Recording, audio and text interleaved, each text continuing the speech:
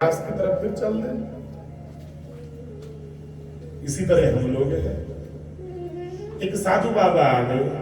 साधु बाबा कहते राजन ये अवसर मुझे भी दे दो थोड़ा सा बकरी वाला। कहता महाराज आप भी ले जाओ, आप भी करके देख लो। तो साधु बाबा सुबह ले गए, ऐसे हरे वन में ले गए। आपने देखा होगा साधुओं के हाथ में दंड होता है, दंड। तो आप स्वयं बकरे को सामने खड़ा कर दिया और स्वयं ऐसे घास डालने लगे। तो बकरा जब घास की ओर आया, जब घास की ओर बकरा एक दंड उसके सर पर मार दिया, बकरा तुरंत डरकर पीछे भाग गया। अब सुबह से लेकर शाम तक घास तो बकरे ने खाई नहीं, दंड बहुत खा ली। अब चलो कहते राजा के पास चलते। अब राजा के पास ले गए। कहते राजन ये ले तेरा बकरा, घास की तरफ देख भी जाए तो मुझे कह देना, तू तो खाने की बात करता है। अब राजा ने तुरंत प्रदर्शनी लगाई, घास लाओगी। अब घास जहां रखी थी सामने बकरा और घास के पास सन्यासी खड़ा है। अब बकरे का मन तो करे क्योंकि सुबह से एक भी घास का तिनका नहीं खाया हुआ, लेकिन सामने सन्यासी का दंड भी पड़ा है। यही हमारा जीवन है। अगर कपिल गीता को समझना है तो ये समझना पड़ेगा कि आपको आपके जीवन की लिमिट, बाउंड्री तय करनी पड़ेगी। भयभीत तो होना है तो पाप से भयभीत होइए। जो व्यक्ति ये जानकर पाप करता है ना कि कोई बात नहीं पश्चाताप कर लेंगे, पाप का बाप कौन है अभी बताओ। कोई व्यक्ति पाप नहीं करना चाहता होता, लेकिन पाप का बाप कौन है? पाप को जन्म कौन देता है? जल्दी जल्दी सोच के देखिए, पाप उत्पन्न होता कहां से? एक बार भी मेरे जैसे पंडित जी थे, उनका बेटा पढ़ने गया। पहले पढ़ने जाते थे, हम भी जैसे पढ़ने गए थे। उसको थोड़ा सा अपनी विद्या का अहंकार हो गया। आकर अपने पिता से कहता पिताजी सारे विद्यालय में एक नंबर पे हूँ। कहते अच्छा भी जीवन में भी तू एक नंबर पे रहे, ये बहुत अच्छी बात है। चल अच्छा ये बता जल्दी जल्दी पाप का बाप कौन है? कहता पिताजी वेद पूछिए, वेदांग पूछिए, वेदांत पूछिए। ये क्या पूछ लिया पाप का बाप? कहते बस फिर अभी तो तेने कुछ भी नहीं पढ़ा। मेरे घर में उस दिन आना जिस दिन तुझे तेरे पाप का बाप पता चल जाए कि पाप का बाप है कौन। अब वो लड़का घूम रहा है, उस समय में गाड़ियां तो थी नहीं, जंगलों में घूम रहा है, चक्कर आ रहे हैं, भूखा है बेचारा। तो दूर एक कुटिया थी, कुटिया के पास जाकर चक्कर खाकर गिर गया।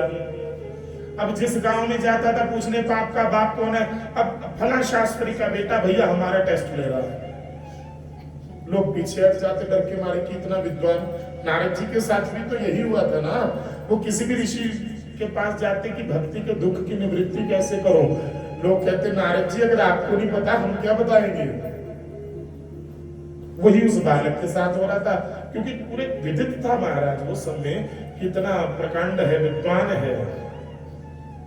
तो सब हाथ जोड़ दिया करें। वो चक्कर खाकर जब कुटिया में गिरा तो एक देवी ने उसे उठाया और मुंह पर ऐसे छिट्टा मारा जब जल का, गोद में ऐसे लिटाकर मां की तरह उसे जल पिला दिया और वो उठा तुरंत निद्रा से। ओह देवी आप कौन? कहती कोई बात नहीं महाराज, पहले आप बताइए कौन है। और लगता है आप तो बहुत दिन से भूखे हो। कहते हाँ क्या करूं, मेरे पिताजी ने मुझे पाप का बाप ढूंढने भेजा हुआ है। आप कौन हो माता? माता कहती महाराज मैं तो नगर से त्यागी हुई नर्तकी हूं। ओह घोर पाप हो गया। कहते ये तो नगर से त्यागी हुई नर्तकी, जाने तुम तो गणिका हो और तुमने मुझे छू दिया। तुम्हें पता है इस पाप के प्रायश्चित हेतु मुझे बनारस में कितने वर्ष तप करना पड़ेगा।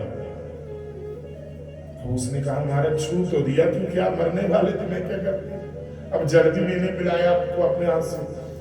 कहती देवी अब तो मुझे मरना पड़ेगा, क्योंकि इतना धन मेरे पास नहीं कि मैं चला जाऊं कहीं। मैं तो पहले ही पिताजी ने घर से ऐसे भेज दिया। कहती महाराज रुको, पाप मेरे से हुआ है तो प्रायश्चित भी मुझे करना चाहिए। जब मैं किसी जमाने में नृत्य करती थी तब का मेरे पास धन पड़ा है, राजा की स्वर्ण मुद्राएं। ये 500 स्वर्ण मुद्राएं आप मेरे से ले जाएं, जाकर काशी में 1 वर्ष क्या 2 वर्ष का 3 वर्ष तक भजन पाठ करोगे, कम से कम मेरी इस पाप की कमाई का थोड़ा सा हिस्सा तो शुद्ध हो जाएगा। तो उस बटुक ब्राह्मण बालक ने सोचा बात तो सही है, पाप इसने किया, मैंने थोड़ी ना किया है। और 500 स्वर्ण मुद्राओं में तो 3 वर्ष क्या न जाने कितने वर्ष गुजर जाए। कहते 2 देवी, वरना हम तो हाथ भी ना लगाए, दे दो। अब जो वो 500 मुद्राएं देने लगी, कहती महाराज सुनिए, आप तो विद्वान हो, पढ़े लिखे हो, आपको प्रायश्चित करना आता है, भला 3 वर्ष की जगह 5 वर्ष प्रायश्चित कर लेना, 1000 मुद्राएं ले जाओ, एक बार इस पापिन के घर में थोड़ा सा बैठ जाओगे तो मेरा घर पवित्र हो जाएगा। उसने सोचा बात भी सही है, 1000 मुद्राएं मिल रही हैं, इतना धन तो पिताजी ने आजीवन नहीं देखा होगा जितना मैं यहाँ लेकर बैठा हूँ। ठीक है देवी, 1000 मुद्रा। अब बात तय होगी, आसन पर बैठ गए, वहां पर बैठे बैठे देवी ने एक और बात कर दी कि महाराज ये लीजिए, ये पूरा इतना बोरी भरी हुई मुद्राओं की सारी ले जाओ, आपके बच्चे तक को धन की आवश्यकता नहीं पड़ेगी, आपके बच्चों तक को धन की आवश्यकता नहीं पड़ेगी। कृपया मेरे घर का एक बार भोजन कर लीजिए, मेरे सारे पाप कट जाएंगे और मुझे स्वर्ग की प्राप्ति हो जाएगी। कहते देवी देख, तुझे तो देखना भी पाप है, जिसको पहले मां कह रहा था, वैसे तो तुझे देखना भी पाप है, मैं आंख बंद करूंगा तो अपने हाथ से मुझे 1 ग्रास खिला देना। अब वो सारे जीवन की जमा पूंजी उसके चरणों में रखने के लिए पहले उसके मुख में ग्रास डाल रही है, और उस बटुक ब्राह्मण ने आंख बंद कर ली तो ग्रास तो मिला नहीं, उस बालिकी ने एक थप्पड़ लगाया, बोले वृंदावन बिहारी। एकदम से उठा, कहता ये क्या पाप कर रही हो तुमने मुझे मारा। कहते महाराज मारा नहीं, आपको नींद से जगाया है। कहते क्यों। कहते आपको इतने टाइम में यही नहीं पता चला कि पाप का बाप क्या है। वो कोई ऐसी साधारण देवी थोड़ी ना थी, गुरुओं के शिष्य थे। कहते महाराज आप यहाँ पर गिरे हुए थे, ब्राह्मण बालक थे, शिखा देखकर मैंने आपको जल पिला दिया, और जब आपने कहा कि पाप का बाप कौन है, तो पाप का बाप ग्रंथों से पता नहीं चलेगा, पाप का बाप तो अनुभव से पता चल जाएगा। जब मैंने आपको कहा मैं गणिका हूं, तो आपने कहा तुम तो पापिन हो, लेकिन उसी पापिन के घर में आप धन के कारण बैठे हो, और उसी पापिन के घर में आप बैठकर उस पापिन के हाथ से भोजन करने लगे हो, केवल एक धन के लिए। इसलिए बेटा जी, पाप का बाप लोभ है। जब मन में लोभ जागृत होता है ना, तब व्यक्ति पाप करता है। अन्यथा राम जी कहते हैं गुरु वशिष्ठ जी को कि हम खेले एक साथ हैं, पढ़े एक साथ हैं, तो राज्य मुझे क्यों, भरत को क्यों नहीं। ये जो दूरियां आती है इंसान में किस कारण आती हैं? लोभ के कारण ही तो आती है महाराज। तो यहां पर व्यक्ति की चित्त वृत्तियां बदलें, जीवन को देखने का दर्शन बदलो। मेरी माता कपिल जी कह रहे हैं, उठना और सोना।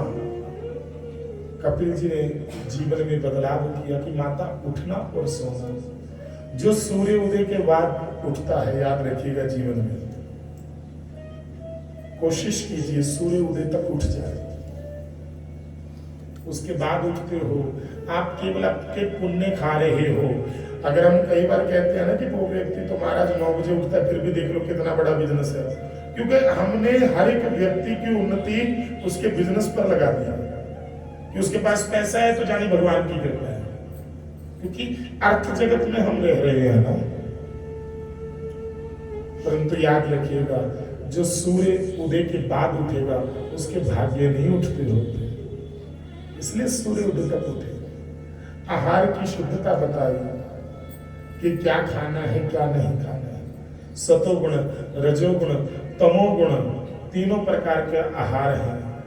इसलिए हम 3 बार आचमन करते हैं। तीन प्रकार का ही दुख होता है। इन तीनों गुणों से ही, प्रकृति से हम सब बने हुए हैं।